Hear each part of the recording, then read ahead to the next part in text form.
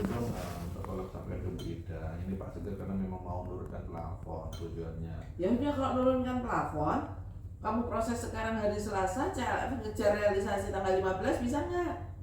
Kita tetap bulan Juni itu sistemnya itu. Tetap bulan Juni.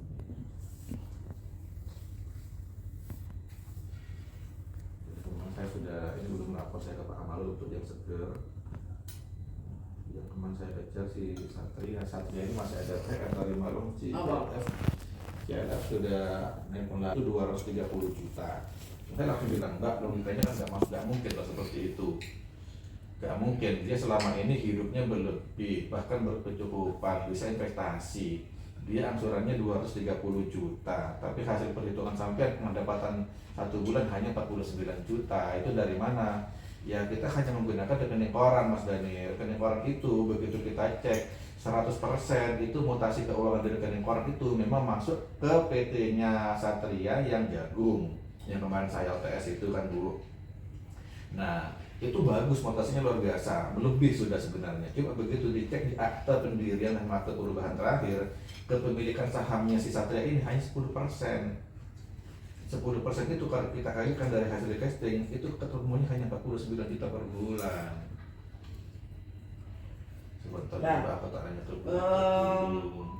apa namanya, gajinya dia dari perusahaan berapa loh? Gimana cara pendapatannya dia dari perusahaan, seperti apa kalau Satria cerita? Saya nggak cerita naik sampai hasilannya. Oh Kak Nun udah kan pada saat begini ya, di Jagung itu kan punyanya Diki. Mas Diki. Ya. Satria itu kan yang ngurusin, Ya. tapi dia juga punya saham di situ. Ya. Sekarang kamu ngomong sama Satria, open kredit itu harus open, trust, nggak bisa kredit itu sembunyi-sembunyi, nggak ada yang ini, nggak bisa, kredit itu nggak bisa seperti itu, harus trust. Artinya trust itu nasabah harus menyampaikan apa adanya ke kita juga juga harus terbuka apa kendala-kendala di kita gitu loh. Kalau itu kita tidak bisa, jadi gini loh, kamu harus ngomong sama Satria begini, Mas Satria, jadi evaluasi kami ini kita kan nggak bisa dianukan dia semua secara pribadi keseluruhan. Maka aku butuh tahu Mas, cash flow masuk, karena kamu ini kan punya pinjaman ini angsuranmu itu sudah sekian. Jadi kalau kemarin aku hitung, kamu itu cuma 49 Mas. Ini kan jelas gak mungkin, mengingat angsuranmu udah jualnya sekian. Tapi di rekening ini Mas nggak kelihatan. Nah aku bisa nggak kamu jelasin ke aku sebenarnya apakah ada seperti apa sih pembagian hasil keuntungan usaha kepada kamu Mas, supaya aku tuh bisa menjelaskan bahwa dia paham kok kamu masuk berapa, kowe duwe pinjaman berapa. Kan pinjaman ini kan atas nama pribadi toh. Iya. Bukan atas nama PT toh. Maksudnya Mbak Yudit di Bali kemarin itu kan sudah maju hanya 3%. memangnya mereka mau ngasih maju? Katanya seperti itu. Dia mungkin nggak nyampe sampai 10 tahun, mungkin 5 tahun, 3 tahun. Sejauh ini perusahaan maju itu bisa izin prinsip nggak? Saya pernah dulu tapi ditolak. Kemana? Ke Kanwil. Pemutusnya izin prinsip itu siapa? Ke Kanwil situ. Pak WP. Kanwil itu artinya RCBH ataukah kampus murid itu harus kirim ke kantor pusat. Memang di Kanwil aja sampai di Pak Wapinwil Bu pemutusnya. Pernah ditolak saya. Ada satu tes itu ditolak. Ini loh, yang namanya ya pertimbangan untuk pelunasan maju nggak kena penalti itu kan pertimbangannya harus kuat. Persis kayak duit guna. Kalau nasabah bayar maju terus gak milih maneh, bola lapo kok dikai penalti, kok dikai bebas penalti, mau BRI rugi. Tapi BRI itu boleh mengusulkan kalau misalnya contohnya ini nasabah prime customer apa. Jadi misalnya kalau contohnya misalnya Satria, kita kan bisa connect kan, kita bisa bilang ke kami bahwa ini nasabahnya medium, grupnya medium bisnis, grupnya apa ya sudah megah kan begitu, Ya. Kan nggak ada masalah. Saya mau menyampaikan itu nanti kalau dia Pak David semua data sudah masuk KJPP kemarin buat lengkap di proses banyak. Dan gini ya kan, jadi walaupun kamu itu bagian konsumer, tapi kamu itu pada saat memprofiling nasabah dari sejak awal, kamu tuh harus bisa membedakan antara nasabah berpenghasilan tetap sama nasabah pengusaha.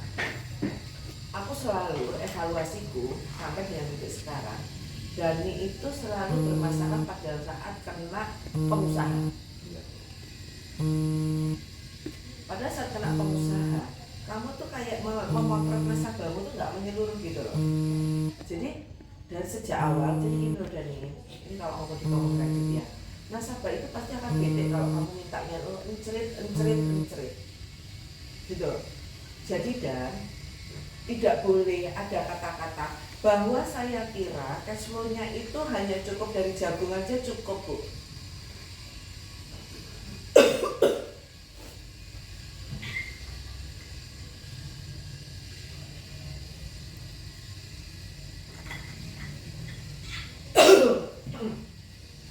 Dari mana kamu tahu cukup Dani kalau kamu itu belum mengevaluasi transaksi dia? Kamu kan baru mau akan mengevaluasi kalau dia ngasih, iya kan? Dari mana kamu berasumsi bahwa dari rekening PT Jagungnya aja itu akan memenuhi? Tidak bisa kan? Kalau kamu ngomong pengusaha, kamu tuh tidak boleh dari satu sumber. Justru pada saat kamu tahu dia punya bisnis jagung, punya bisnis truk, punya bisnis ayam atau apa, kamu tuh harus minta semua rekening dia. Kamu tuh harus bisa ngelihat, gila, angsurannya aku narik sedikit, angsurannya wis 200 juta dewi.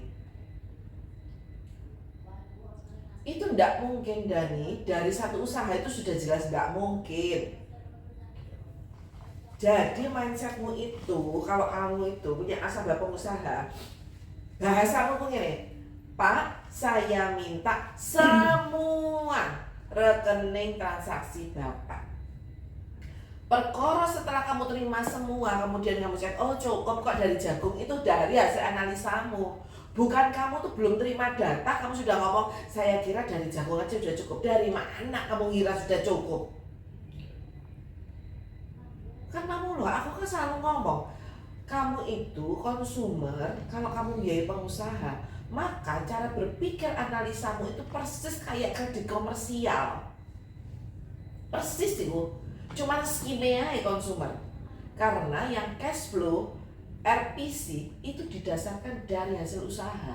Maka kamu tidak bisa mengabaikan mutasi dia rekening koran di semua lini usahanya dia. Kak iso. Gitu loh. Jadi kalau perkara Satria, ya jelas-jelas lah, dan kamu tuh harus minta mutasi yang truk, mutasi yang ayam, itu sudah jelas. Jadi tak pikir kowe iku ngomong kaya ngono iku makan wis kabeh. Kalau ternyata itu belum, maka bahasanya berubah lagi dan bukan ngomong apa-apa lagi lu ternyata. Saya kan usahanya yang jagung, saya cek semua di jagung gitu. Memang dari awal saya kan tidak tahu dia usahanya apa. Cuma saya begitu tanya ke teman-teman SMP, Mas Tony, teman-teman Tuban, ya usahanya ada yang lain-lain. Cuma yang paling besar jagung yang dengan biji itu. Gitu Bu. Jadi saya ini menyampaikan ke Ibu bahwa kemungkinan ada rekening lain untuk usahanya yang lain itu saya belum tahu ada apa adanya. Belum tentu ada juga rekening itu gitu Bu. Jadi dia ngomong bahwa rekeningku ini. Lah apa dalam rekening itu kalau kamu mempelajari analisa itu, jadi itu transaksi jagung aja atau transaksi bisnis yang lain? Jagung semuanya. Coba ya jagung. Oke. Ada kecil-kecil tapi itu tidak terus jagung terkecil sih Bu, memang kecil. Yang semua yang hampir 90% lebih itu jagung, memang semuanya jagung. Jadi gini, konsepnya lanjut kalau saya memang itu benar jagung, konsepnya lagi berpikirnya begini Dan. Makanya kenapa aku tuh pada saat ngomong pengusaha yang pertama kali baca akte pendirian. Dia di situ jabatannya sebagai apa, bagaimana kewenangannya dan sebagainya. Kemudian kalau sudah seperti itu kamu tanya itu kamu harus pada saat di situ dia sebagai komisaris, dia di situ sebagai direktur, bukan kamu itu mengevaluasi rekening koran. Pada saat kamu wawancara itu simpel kok Dan. Pada waktu kamu buka yang namanya slip di situ kamu lihat ada pinjaman, kamu tahu angsurannya berapa, kamu langsung ketahuan kan bahwa angsurannya dia setiap bulan adalah 200 juta. Maka kamu bisa dari pakai metode wawancara dulu, nanti baru divalidasi. Pak, angsurannya 200, Bapak dapat berapa dari perusahaan? Oh Mas, aku tuh kalau dari Surya Megah itu digaji itu setiap bulan 20 juta, 30 juta, 40 juta, 50 juta. Oh, Mas Satria kan angsurannya 200. Dari mana kalau gitu untuk angsurannya? Loh aku kan punya usaha yang lain Mas, punya usaha sendiri. Itu kan kalau aku kerja sama Bapak, tapi kan aku punya sendiri. Oh punya sendiri, berapa Mas hasil keuntungannya kalau ya dari ayam, dari apa? Nah ini transaksinya di mana?